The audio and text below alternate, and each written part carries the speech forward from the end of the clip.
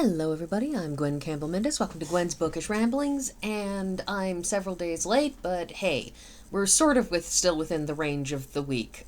Anyways, so this was a book that I kind of picked up on impulse, and I liked it, so we're talking about it.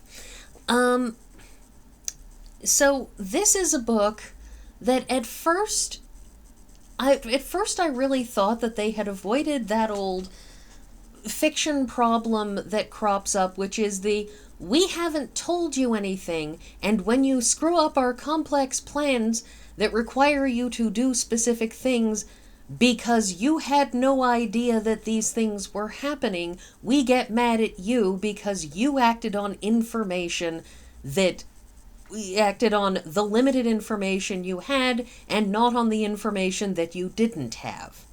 A prime example of this would be in the newest Spider-Man, the MCU Spider-Man franchise, where Peter in Homecoming tells Tony Stark, there are alien weapons on the streets, we gotta do something about this, and Tony Stark tells him stand down and stay out of it, and leaves Peter with the impression that he doesn't care, that he doesn't think it's important, and that he's not going to do anything.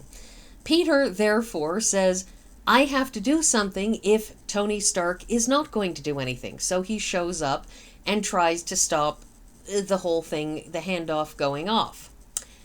And after everything falls apart and he holds a boat together and all kinds of other stuff, Tony Stark shows up and yells at him because he says, well, the FBI were handling it. I called them.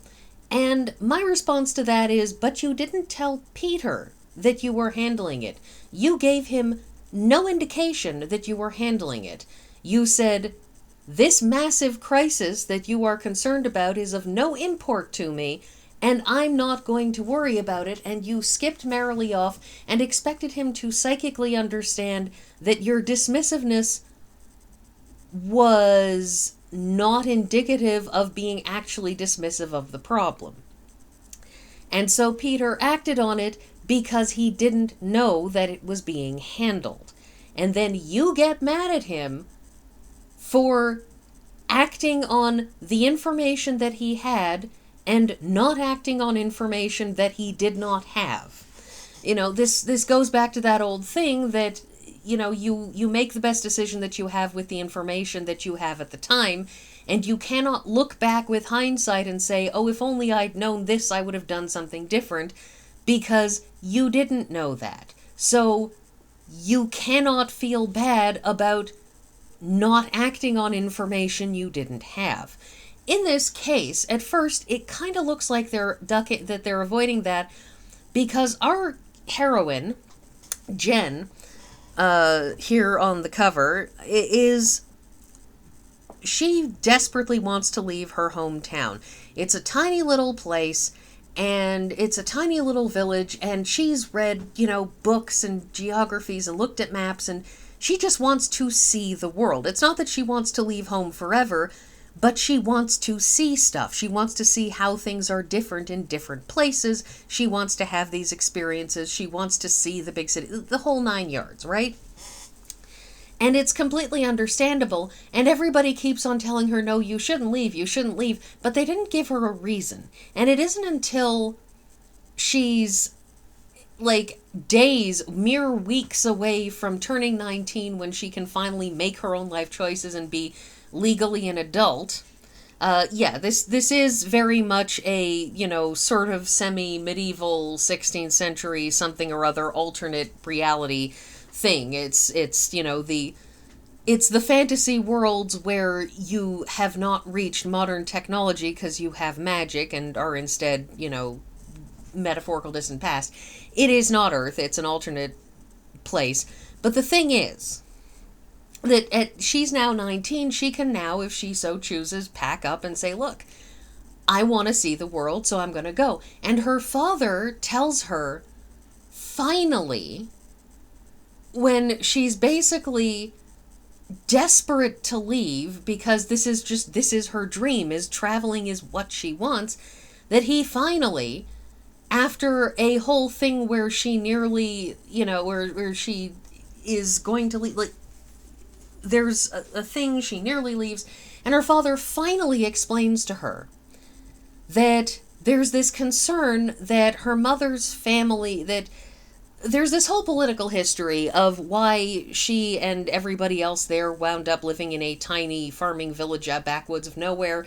And there was like a massive political turnover in their homeland, and they all got basically driven out of their homes.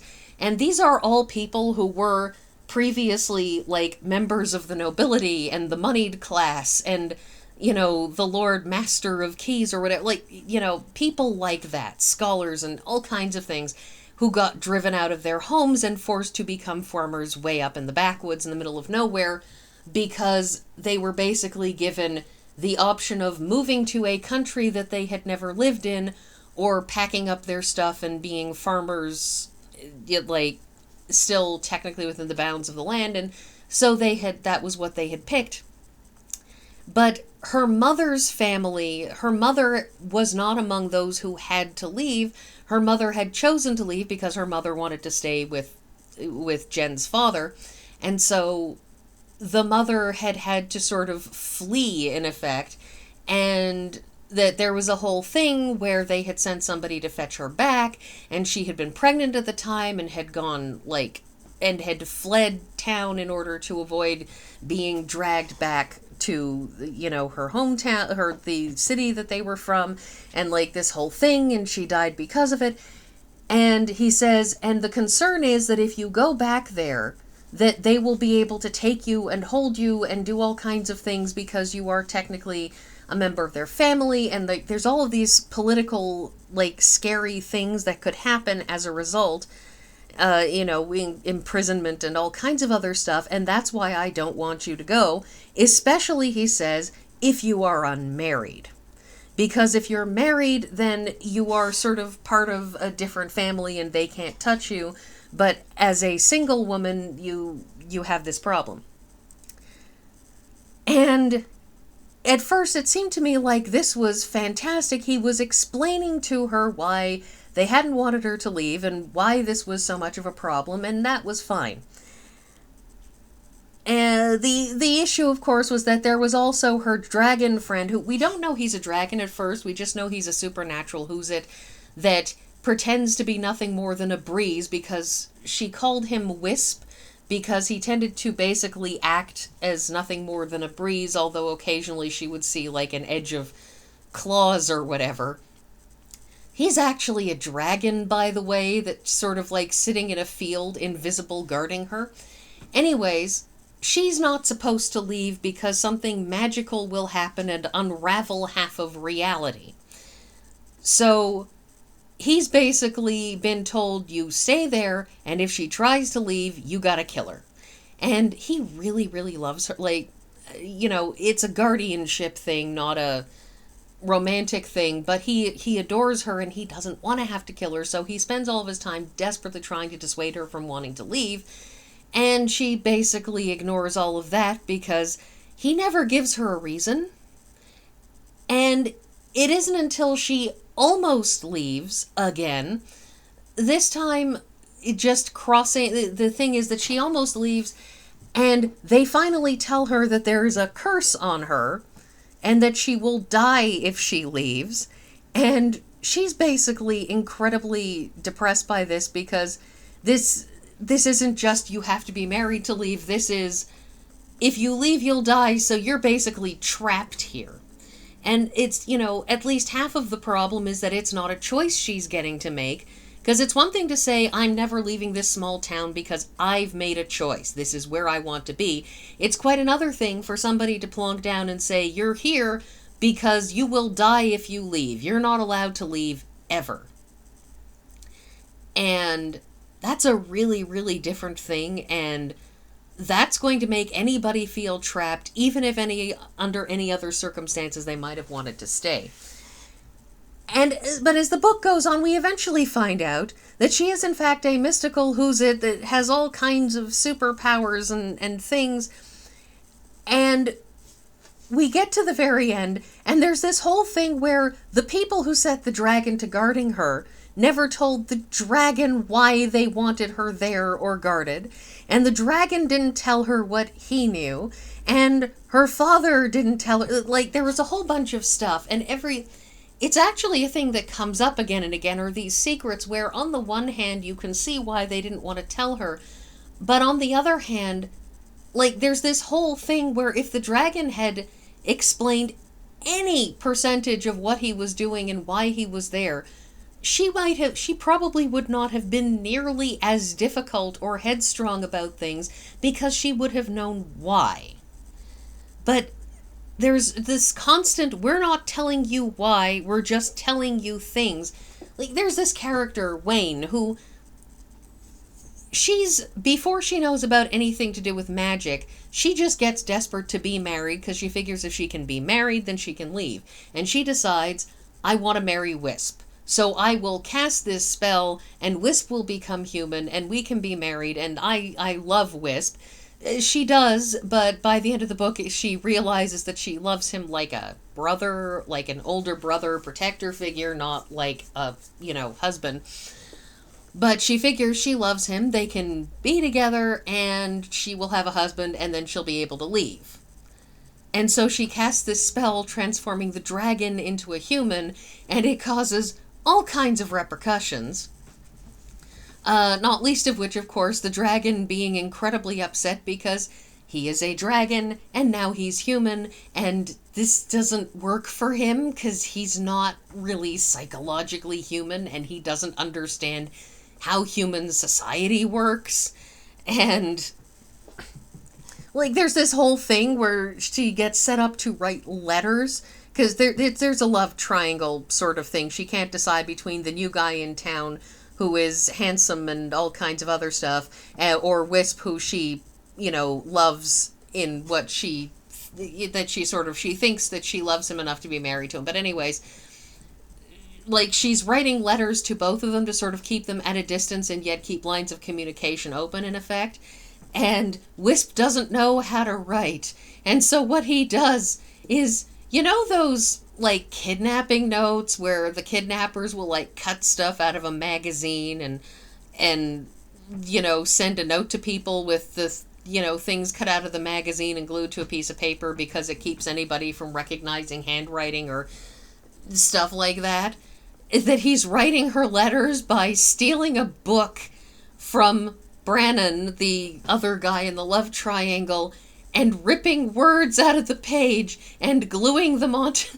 Well, he has little assistants who do this for him, and they, like, add the words onto a, like, piece of stitched together leaves and mail, and sends her this letter, which is basically a bunch of words glued to a sheet of paper. And it's really, really weird, because he's just working with the words that he has in the book, and it's, like, he doesn't know how to function as a human at all, and it's super awkward. And Brannon, the guy in this, shows up with his magic horse, and the thing is that it's not actually a horse, it's a supernatural who's it as well, that's pretending to be a horse that likes to hunt and eat things like rabbits. It also talks, and he and the horse and the dragon have, like, these constant arguments about which of them is worse, because 1,000,000 years ago they were, like, on opposite sides of a war, and it's a whole thing. There's a lot of stuff going on in the background of this, but she spends a whole bunch of this book just not getting what's going on. And some of it is because nobody's telling her, and some of it is because you have characters like Wayne, who is a somewhat disabled or problematically somethinged in the head guy, who at one point tells her mysteriously, "You need to ask him, Jen." Doesn't say anything else, just, "You need to ask." And it's like, you understand after the fact what she should have asked and who she should have asked and so on, but in the moment it's like, you need to do better than cryptic hints like that, because cryptic hints like that are only clear after it's too late. You're not actually helping. Anyways, yeah. it's a good time, but it's got that communication problem. So that's everything, and I will see you all next week.